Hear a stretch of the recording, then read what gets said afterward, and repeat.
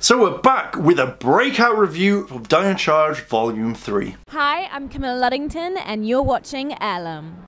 So we have another review of Power Rangers Dino Charge. This is Volume 3 from Manga Entertainment, and it's a good one because it introduces a new Ranger. Previously, like Volume 1 and 2, you get 4 episodes. No special features, which I'm really kind of gutted about because, again, as I mentioned in the previous video, I would have loved to have seen something like text or interviews or something, a feature about what the whole DVD is. I think that would be really cool. The episodes are When Logic Fail, The Royal Rangers, Breakout, and Night After Night, as in nights, not night, as in night. You get what I mean. The whole DVD is roughly about 1 hour 30 minutes, and it's also 22 minutes per episode. I did kind of a brief recap on each one, but on my actual original reviews, I only went up to episode 11, so this is going to be kind of interesting. This quality is the same. I don't think it's going to change, so I'm not going to be talking about it too much, but the quality is exactly the same as the others, almost Blu-ray. First episode is When Logic Fails. This is all, again, about Riley being able to calculate things, to kind of like say, hey, like, you know, this is the most logical way. So I think he's the most logical Ranger so far that I've seen in the entire series, and it's not too bad, but it shows again his kind of rudish side, which I'm not really a big fan of, but it does change as we know later on in the series. We open up on the ship with Sledge and Fury, and they're talking about what happened in the previous episode. They say that they have a Dino Charger, but it's not powered enough, etc, etc, and thus therefore they, you know, Fury has to get down to Earth, and he's banned from the ship apparently. But when you're introduced to the Puzzler, you're kind of like, okay, you're a monster that just likes games. That's really, really cool. Fury takes back the Charger, and the metal guy, I can't remember his name, but he's such like, you can't take that, give that back. And I'm like, oh, you're one person that I would just destroy and be like, you're done. But he just really annoys me. This whole episode is about puzzles, logic of Riley, as I've mentioned before. The Rangers are kind of working out how Poisandra, Sledge and Fury are kind of like thinking, and it all leads up to one area. They now have the Dino Charger, as I've said, and they've got to recharge it somehow, but there's only one other place in the area that can actually charge it, and boom, that is an old abandoned research building where they say this is the most logical step, so the Rangers go there. We then cut to like the Puzzler and Fury, they're kind of arguing, and there's like 2 kids just outside playing chess. Puzzler hates this because it's different moves, and I'm like, just let the kids enjoy their game. As Puzzler gets kind of annoyed, Fury is saying like, don't let people in, we're doing something, just don't let anyone in, you're guarding this place. Puzzler then sees the kids making mistakes again, and boom, oh no, he runs out. The kids run away, they alert Chase because Chase is carrying a load of pizza, because again, Coda is hungry, and that's the whole thing you're going to see in this kind of episode. Chase is fighting Puzzler, the Rangers all join him, and just therefore they're in the building. Now Puzzler puts like a spell on the entire building and says, hey, no, you're not going to do it, you know, if you're going to do this, this will happen, etc, etc. So effectively, if Chase walks down the corridor, he'll walk to the end, and then it's just a big massive circle because it's under an enchantment. Whew, okay. At this point, Riley has figured out outside the box, rather than doing the same sort of thing like the others are doing, it's best to kind of think outside the box. He sees that there is a air vent, so he's going all die hard on this, and he's going through the air vent. Now, effectively, since Puzzler has affected the building, he's made it really, really cold. So each person has the whole weird thing that the building does. So Tyler walks in through one door, he comes out of another one, and it doesn't lead up. Shelby is kind of running up the same sort of stairs. Chase is walking down a corridor, but when he opens a door, he sees that there is a massive drop. But again, you've got your own Megazord, you just morph and jump down, and you're out the building. And Coda gets himself into a room where he can't get out, and he's hungry, he sees a vending machine, there's a cookie, he wants the cookie effectively, and he tries to get it. He shakes it, it doesn't work, he finds a quarter, that doesn't work because the cookie just hits against the window glass pane thing like we all do when we get annoyed when that happens. As Riley has gone through the ducts, we now turn around and see that he finds Fury that's charging the Charger for this like glowy energy thing that we've seen in him previously.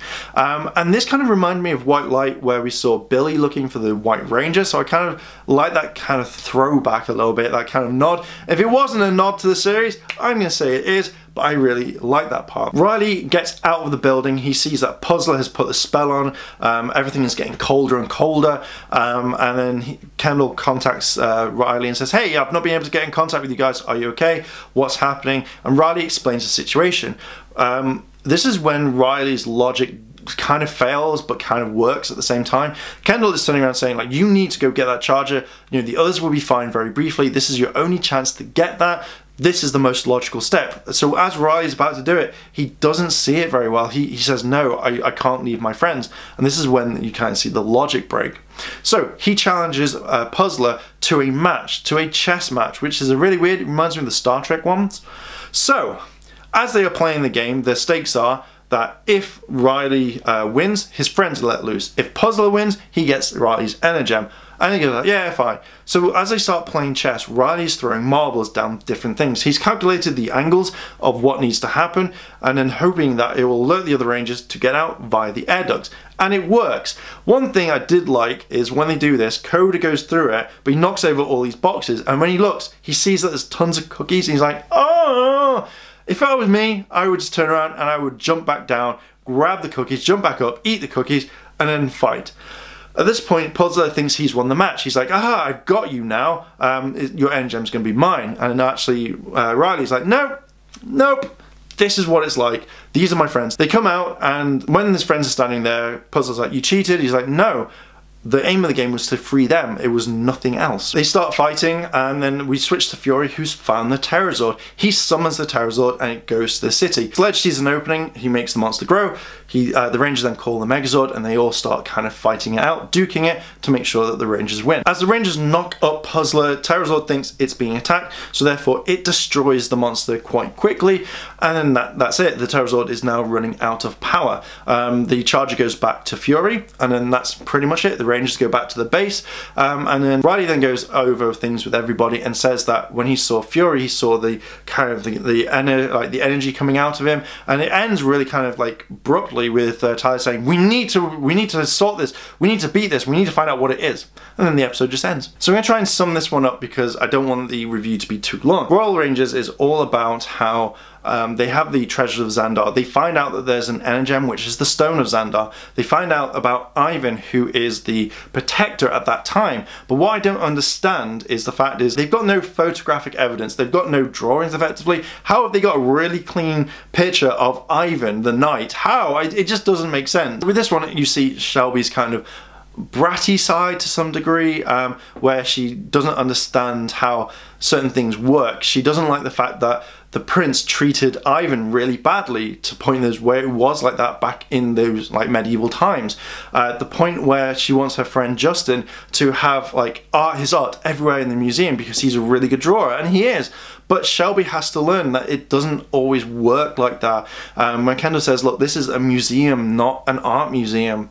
And then to the point where they explain what happens, how Ivan's there, what happened with his Energem. Then you have like an attack on the city by the Pterazord. It doesn't have enough power, but it's enough to kind of overpower the Megazord. And if Fury has his ultimate power, has the Energem, he could cause a lot of damage.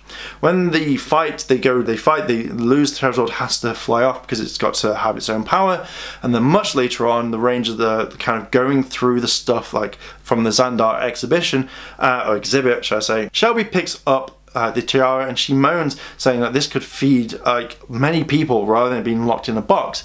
And at this point, Keeper then pops up. He then says, look, at the end of the day, you know, royalty can use their power for a lot more rather than something else. When they notice that they want to trick Fury in giving the charger back to get the Pterazord, they actually come up with a plan to actually make a fake Energem to parade and say, hey, come and get this, Fury, you want this, you know. So they put on this whole massive exhibition, and Shelby's like, oh, I don't want to be a princess, I hate this, you know, this is really uncomfortable, I give up, someone else can be the princess. Then she sees Tyler dressed as a prince, and she's like, wow, and it changes her mind really quickly.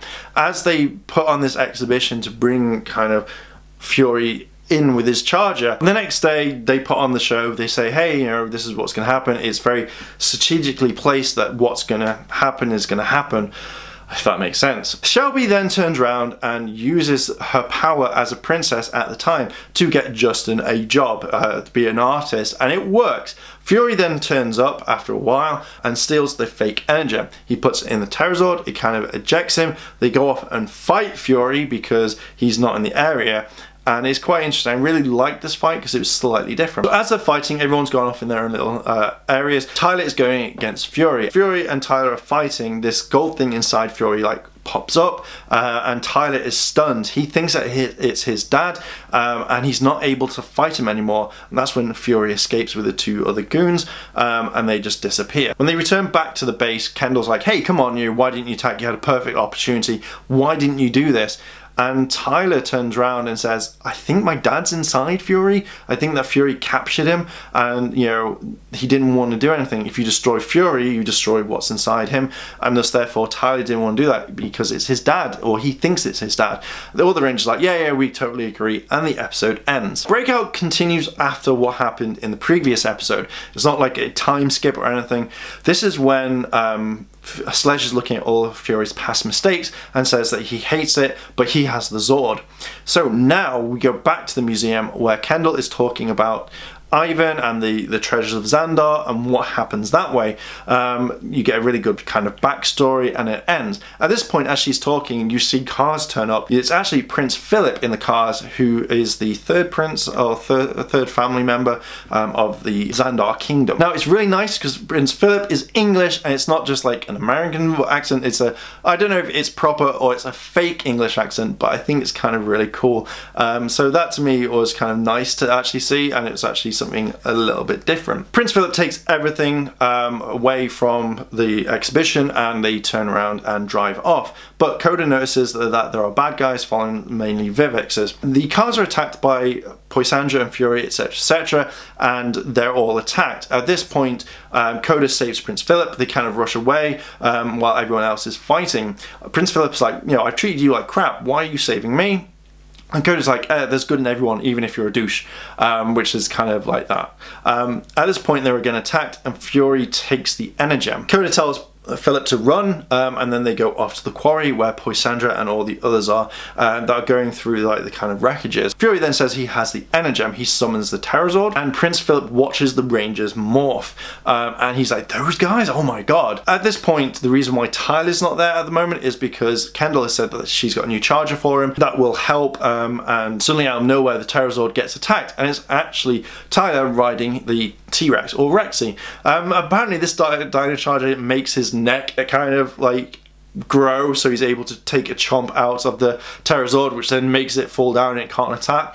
And then again, more fighting. In this fight, Tyler and Fury are kind of fighting each other, but then Fury kind of stops, and inside, because he's got the Energem in his hand, the thing that's inside him is trying to escape and trying to get out, and then all of a sudden he does. All the Rangers get knocked back, they demorph, and Tyler's like, oh my god, is this going to be my dad? Is my dad and my dad? It's not, it's Ivan. Who would have thought that? So, because of this, everyone's kind of like confused on what's happening. Ivan then gets his Energem, he then goes like powers up, he morphs into the Ranger, and he takes down everyone really quickly. You see a lot of new fancy effects. At the end of the episode, Prince Philip walks up to Ivan. Ivan notices him and goes down on one knee, because obviously he's the prince. He recognizes that he's a prince of Xandar, or he has the royal blood, and then says like, this is your Energem, you can use it. And then obviously Philip goes, no, you can keep it, you use it how you see fit to help protect. As they kind of like walk away, Shelby's like, no, I've got to go to them, I've got to make sure that they're okay, Ivan's got to join the team, and everyone's like, no, let him wander, let him do his own thing. He's been stuck in someone for 800 years, give him some peace, just give him some peace. And as therefore the episode ends right there. Oh, okay, we're getting there. We are actually getting there. Night After Nights is the last episode, and this one focuses more on Ivan, and I kind of like this one. Ivan is one of my favorite Rangers. Chase is coming into almost top of my favorite Rangers, but Ivan's quite cool. So this episode focuses around what's happened previously, how he's escaped, and how it's a lot different. It starts off on the ship. Fury is being kind of restrained because obviously he's done really bad, and a new monster who is, I don't think they actually call him anything, I think they just skip over, so I'm going to call him Bone Collector. So Bone Collector has the ability to take the spine from someone, to make them weak, to make them go, oh no, I'm so scared, and that's it. So he takes Fury's backbone. Fury is now like a cat, and he's like, oh no, don't attack me, and he just runs away. We then turn around onto the Rangers, and they're showing Ivan everything from from a Dino Charger from the batteries to where the Energem sleeps, and it can power the weapons, and they talk about a load of different things. I like this because it shows that it's just kind of like coming down from like the fighting. They're showing a lot more. Ivan decides that he is not going to join them just yet. He needs to make this choice on his own. If he does, he's going to be there for life, and that's his loyalty. So as he leaves, everyone's like, oh, really? And then they get the alarm to say there's a monster attacking the city. There's a fight down at the docks between Bone Collector, Poisandra, and everyone else, and then Ivan joins in much later on and actually kind of defeats the monster quite quickly, or Bone Collector, which makes them kind of run away because there's too many of them effectively, and they need to kind of regroup. Shelby takes it upon herself to actually go off and speak to Ivan and says, look, you need to come help us. Well, Ivan's more like, hang on a minute, love, no, that ain't gonna work. You need to prove to me that I am, you are worthy for me to join you.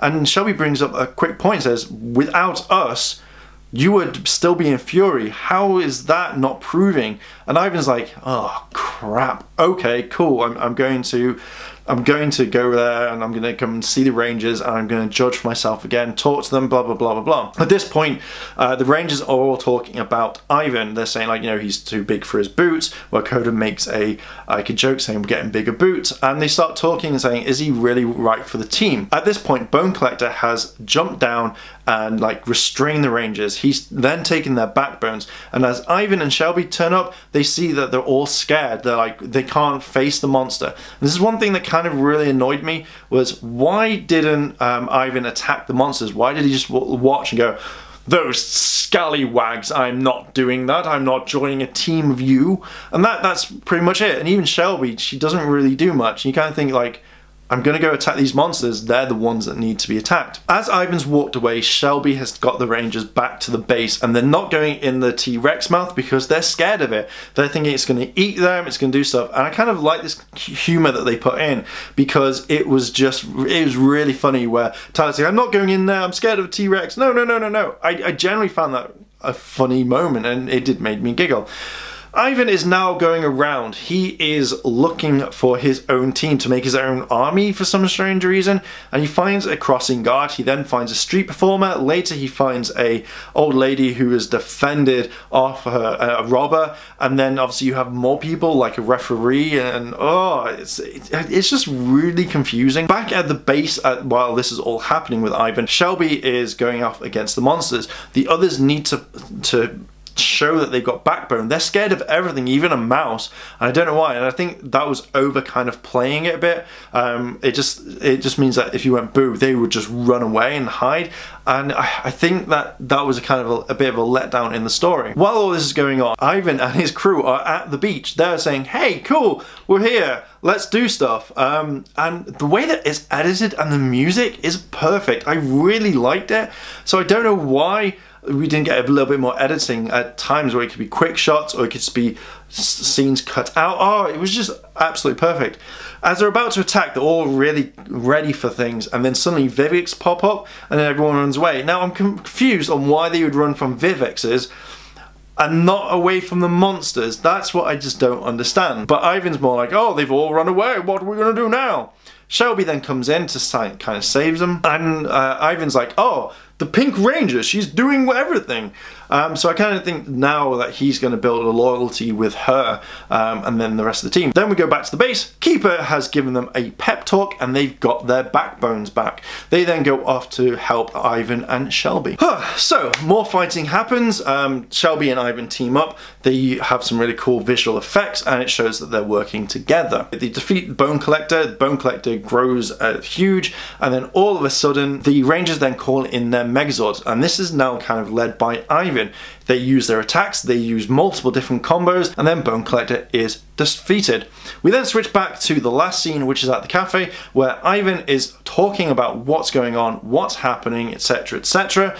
He tells them about what happened with Fury, and then at the end he's about to kind of get to the really big part of the story, and then a burger comes out of nowhere, and he eats it. He's like, oh my god, this is tasty, and then goes and wants to order fries. At this point, they're like, no, what happened? And Ivan just finishes the story really quickly. He's like, boom, boom, done. And that's how it works. over and done with, the episode ends, and that's it. My final thoughts is the DVD is great, it's worth getting, and as I say, I really wish there were more features, and I'll probably say it in future reviews. The introduction to Ivan into Dino Charge was great. I really liked it, and he's such a nice guy. I met him back at Paramorphicon in 2016, and he is just a generally nice guy. If you're collecting this series, I would highly recommend buying it because the quality is sharp, it's crisp, it's really interesting, and we're going to see more of the episodes coming out from Manga. I do kind of really wish they would add features to it. I don't know if it's Manga that's actually just putting it onto the discs, or if it's someone else on the team. I just think that they should add in some extra stuff, as I said in the previous video, like text, something about the Rangers, something like an interview, anything just to give this kind of a more of a coolness to it, I think. But apart from that, it's worth it. I highly recommend it, and I definitely would check it out. I've watched the episodes quite a few times, I've never been bored since. So Rangers, your question today is, are you going to be picking this up, yes or no? What do you think about it, and who's your favourite Ranger so far? Let me know down below in the comments, and if you've liked this video, like, favourite, comment, and subscribe. Check out all the other videos on the channel, and as always Rangers, thanks for watching, and I'll see you in a bit.